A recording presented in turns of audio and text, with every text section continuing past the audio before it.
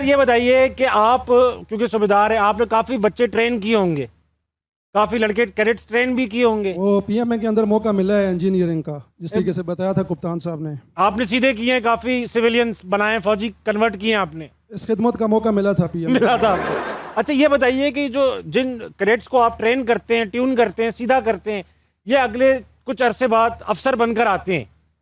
तो जब अफसर बनकर आते हैं तो आप तो इनकी हकीकतें जानते होते हैं, तो आपकी नज़र में ये अफसर होते हैं या आपको वही कैडेट नज़र आ रहा होता है?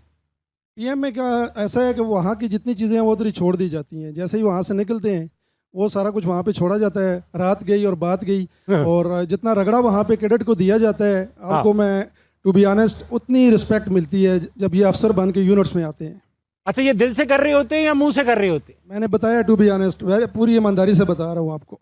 अच्छा इसका सबूत मैं अभी ले लेता हूँ, क्योंकि आपके साथ ही बैठे हुए एक शिकार आपके ऐसा ही है। अब वो अफसर है। सर मैं आपसे बात कर सकता हूँ 5 मिनट? अस्सलाम वालेकुम। वालेकुम अस्सलाम। क्या नाम है सर? मेजर अब्दाल। मेजर साहब ये बताइए कि आपको इन्होंने खूब रगड़ा दिया होगा, बिल्कुल ऐसा ही, कभी कभी आप रोए भी होंगे, घर याद भी आया होगा, ऐसा हुआ होगा, राइट? और फिर क्या होता है ऐसा कि जब आप अफसर बन जाते हैं तो सब भूल जाते हैं और इन पे प्यार आने लगता है? बिल्कुल ऐसा ही है। पीएमए में जो है ये स्टाफ मेरे साथ ही हैं। हाँ और ये अपने सख्त रवैये के लिए काफ़ी ज़्यादा मशहूर थे जी।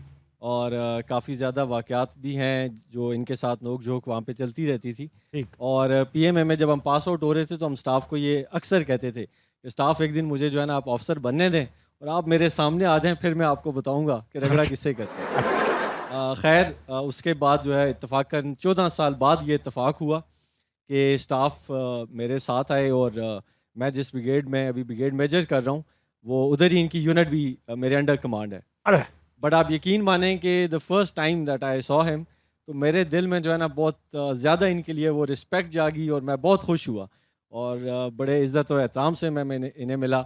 और अभी भी जब भी साहब मुझे मिलते हैं तो I always give him due respect and quite in high regard I place him. वहाँ पे जो स्टाफ इमरान है वो जो है ना उनके साथ काफ़ी हमारी यादें वाबस्ता हैं तमन्ना डिप में रात के टाइम, तो वो वहाँ पे बड़ा अच्छा टाइम गुजरा है स्टाफ के साथ।